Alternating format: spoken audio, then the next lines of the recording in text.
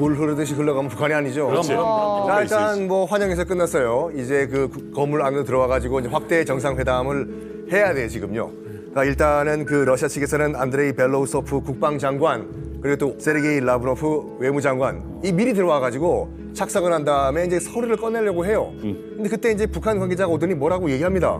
그랬더니 갑자기 주섬주섬 서류를 다시 챙기더니 일어나는 것이잖아요. 딱 이렇게 나가는 장면이 포착이 된 거예요. 일단 보시죠 한번요.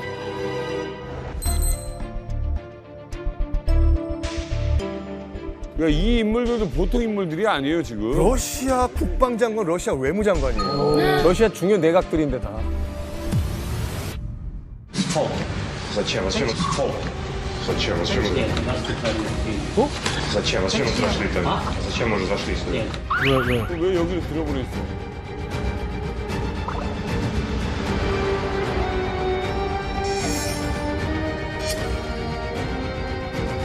결례다. 외교적 결례. Нет, у нас тут Это приглашаем вас в холл. 아이고. 그런 게또 운전 순서가 중요하니까. 다르다.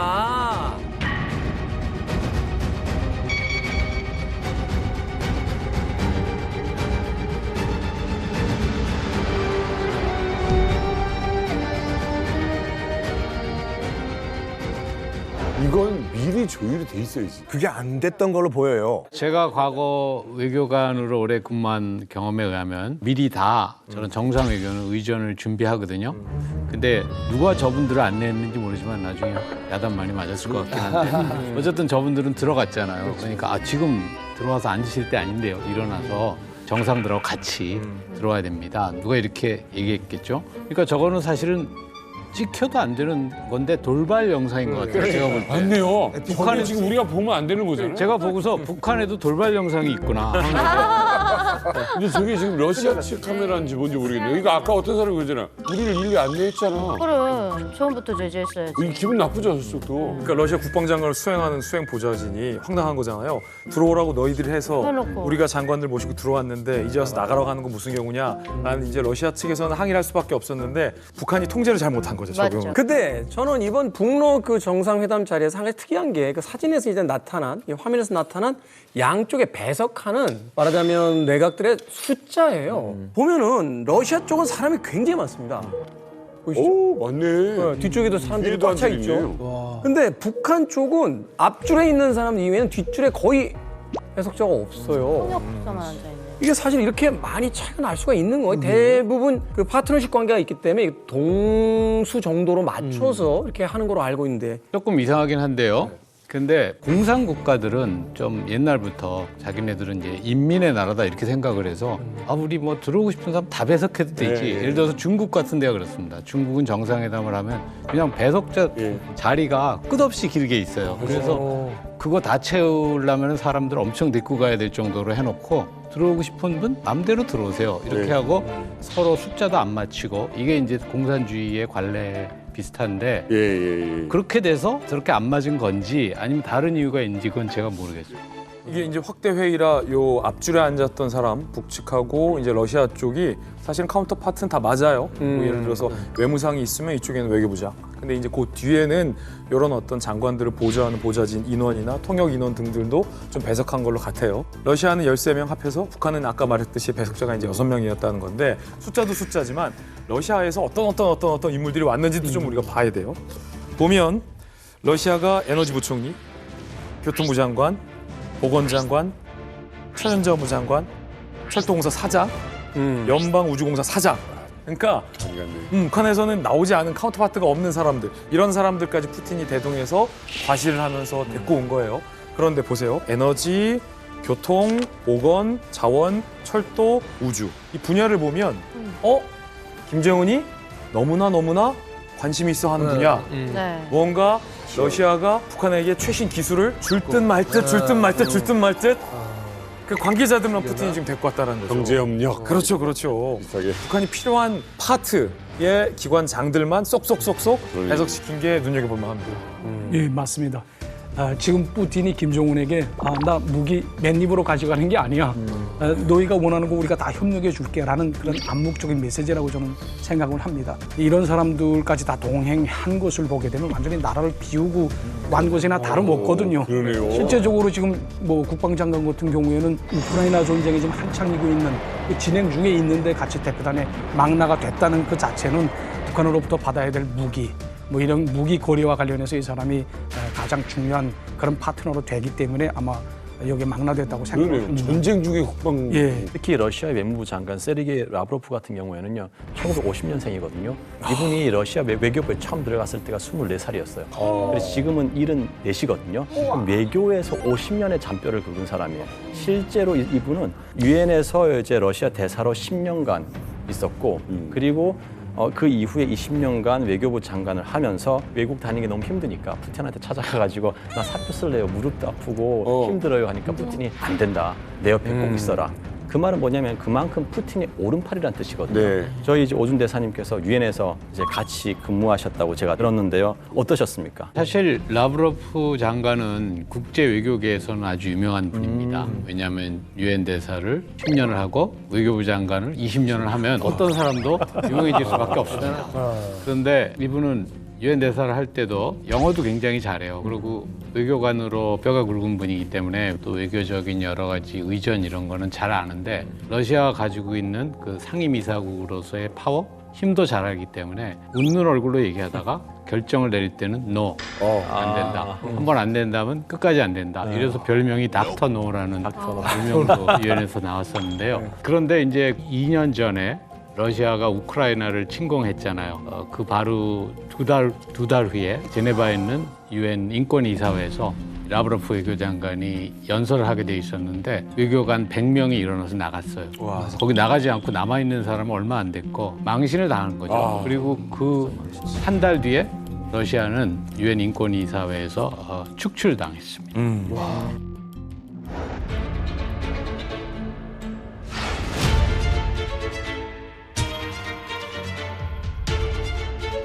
Украинский режим все эти годы проводил курс на агрессивную дерусификацию и принудительную ассимиляцию. И все эти массовые системные атаки на права и свободы, последовательное насаждение неонацизма осуществляются при откровенном попустительстве США, Канады, стран Евросоюза, высокомерно объявляющих себя эталоном демократии.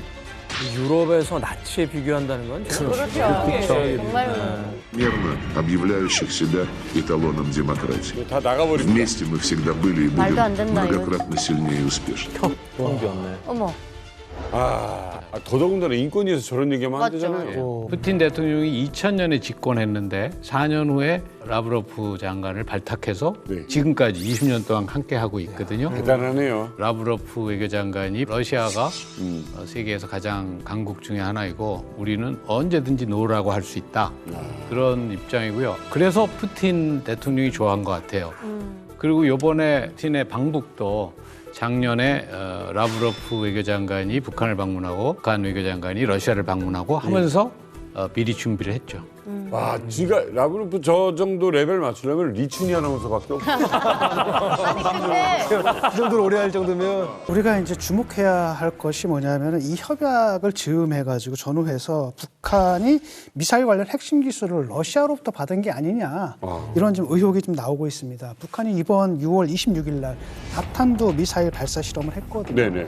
그러니까 미사일 하나 날리는데 탄두가 여러 개예요. 그래서 여러 곳에 떨어지는데 그걸 다 유도 조종 탄착점에다 맞추는 데 성공했다고 발표를 했습니다. 그러니까 탄두 분리 및 유도 조종 시험을 성공적으로 진행했다고 밝혔는데 이게 과연 이제 북한만의 기술로 가능했던 일이냐? 이미 이제 러시아가 이미 북한에게 그러니까 우크라이나 전쟁에 군수 문자를 보내주는 것의 대가로 상당히 고급스러운 군사 기밀들을 북한한테 이미 넘겨주고 있는 게 아니냐라는 의혹이 좀 나오고 있는 거고 이게 사실이라면 우리한테 굉장히 큰 위협이죠. 근데 그건 북한이 거짓말한 거예요. 왜냐하면 우리가 뭐 말로 반박하기보다 북한의 다탄두 미사일 공중에서 폭파된 영상을 우리 군이 공개했어요. 그렇죠. 이 성공 실패를 논하기도 민망할 정도로 초반에 터져버렸어요. 이렇게 보시죠. 날아가는 것도 약간 애매하게 날아갔어요, 저게. 비틀비틀 이렇게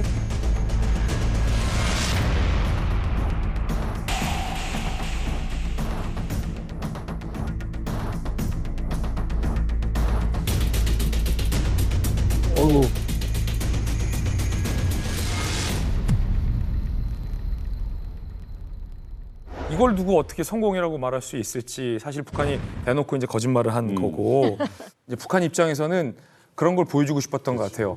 러시아와 정상회담도 했고 국제사회가 뭘 주고받았는지 궁금해하잖아요. 북한 입장에서 일종의 블러핑을 할 목적도 있었던 것 같아요. 자, 정상회담 끝났지? 우리 다탐도 미사일 쐈고 성공했어. 훗! 이게 뭘 의미할까? 근데 우리 군이 영상을 찍어놨거든요. 그렇죠. 실패가 다행스럽긴 합니다만 실패했다라고 고소해야 할 게 아니라 저렇게 실험을 하다 보면 언젠가는 북한이 원하는 데이터를 얻을 수도 있다는 거고. 맞아요. 1월에 이 접경 지역에 가서 북한의 모습을 담아왔습니다. 어머나. 북한 주민들의 모습을 제가 바로 이걸로 촬영을 했는데 한번 보여주시겠습니까? 네. 한번 보여주시겠습니까? 네.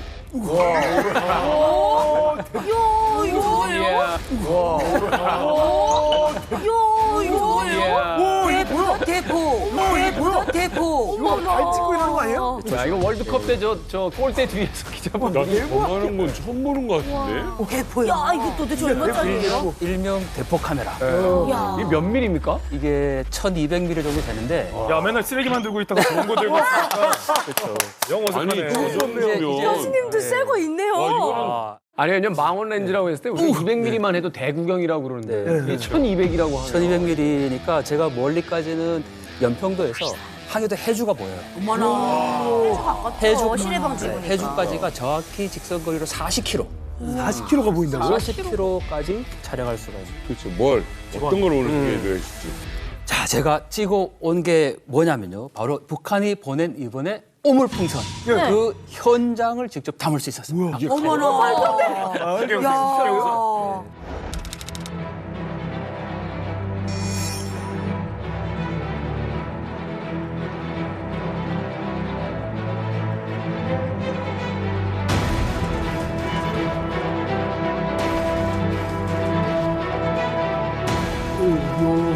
우리나라 친구다. 야, 우리 측에서 찍은 거네요. 대한민국에서. 진짜요?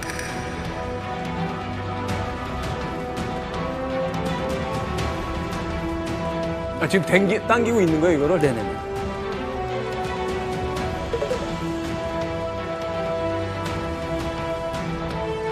저거 담고 있다. 이런다. 저 닫고 있는 거예요?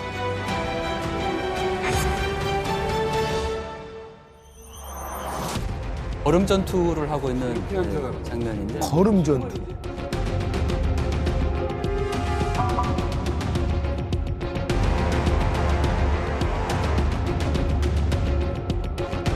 사람들이 불쌍하다, 사람들. 아니, 기계를 쓴대잖아. 사람들이 힘이 없어 보이잖아. 네.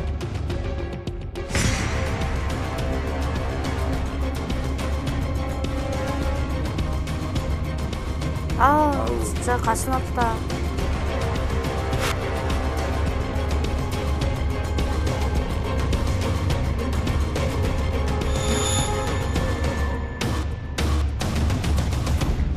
기계화가 전혀 안 돼 있는 거예요. 김여정 직접 지가 담아. 걸음 안 쓰고 왜 그 밑에 사람들? 지금 내가 이 영상을 봤지만 지금도 저렇게 하고 산다는 게 지금 믿겨지지 않을 정도예요. 우리가 18년 전에 왔는데 그때 모습하고 달라지게 뭐가 있어? 똑같잖아요. 그리고 아까 저 걸음 전투라고 하는데 걸음 전투가 뭐예요? 이 중학교 1학년부터 이런 일을 하거든요. 근데 군대 나가서도 보니까 중대별로, 부대별로, 뭐 또 분대별로 이렇게 고름 생산을 하라고 준단 말이에요. 네. 과제를 준단 말이에요. 그런데 군의소에서 쓰는 우리 군부대에서 쓰는 화장실에는 없어요. 한 방울도 없어요. 나오는 쪽쪽 바가지로 다 굴고다가 풀 넣고 고름을 넣고 썩이기 때문에. 근데 과제를 어떻게 할 거예요? 그러니까 여군들도 몽땅에서 5인 1조, 3인 1조 해갖고 저녁마다 해가 꼴딱 지면 이 소달구지에다가 정대, 물찌개, 이 똥바켓지 들고 도둑질하러 가는 거예요. 무슨 도둑질? 똥도둑질하러 가는 거야. 진짜요? 예. 그래서 주민부락에 가게 되면 화장실, 변소라 가자요. 변소에 문 다 열쇠 다 잠가놨어요. 왜 그러냐면 그 가족에도 학생들이 있죠. 그다음에 또 엄마, 아버지 또 공장별로 또 고름 생산해서 몇 톤씩 내라 그래요. 1인당. 그러니까 이 고름 만드는 게 이거 안 내게 되면 쌀표를, 배고표를 안 준단 말이에요. 맞아요. 그러니까 억지로 더 해야 되니까 그냥 눈만 감으면 그냥 다 퍼가요. 코도 다 잘라가고. 예. 그 인부는 또 정말 귀해요. 그래서 그래? 부모님들도 야, 너 딴 집에 놀러 갔는데 만약에 거기서 이제 이게 생리현상이 오면 집으로 뛰어와요. 집으로 와야 돼요. 그 집에다 똥 싸주면 안 돼요. 내 집에 와서 싸야 돼요. 그런다며. 거기다 지면 안 돼. 인구는 지적이에요.